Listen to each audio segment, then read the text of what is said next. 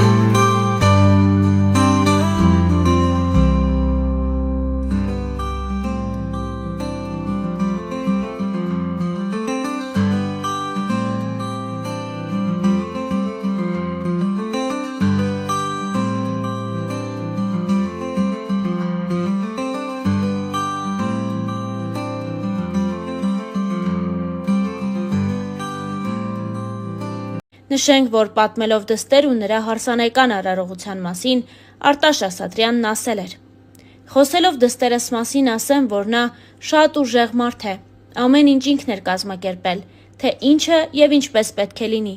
անգամ իր հագուստի ազգային յուրօրինակ ոճը մեծ ոգևորություն էր առաջացրել իր հետ աշխատող դիզայներների մոտ։ Նրանք 4 ամիս աշխատել են Սյուզիի զգեստի վրա, բոլոր դետալները եղել են արծաթից, որոնք հանվել էին մշո զարդերի պահման արխիվներից, քանի որ նա որպես մշեցու-թոռ ցանկացել էր ամեն ինչ կրել հենց մշո գավառի պատմական ոճով։ Փառք Աստծո, ամեն ինչ ստացվել էր իր բարձր ճաշակով և իմ դստեր գեղեցիկ մատուցմամբ։ Այս ամենի նպատակը նաև այն էր, որ որպես օրինակ տեսնելով նոր սերնդի աղջիկները հայկականին ևս մեծ ուշադրություն դարձնեն, քանի որ այն իր ճաշակով և ոճով ոչինչով չի զիջում արտասահմանյանին», իր վերջին հարցազրույցներից մեկի ընթացքում նշել էր Արտաշ Ասատրյանը։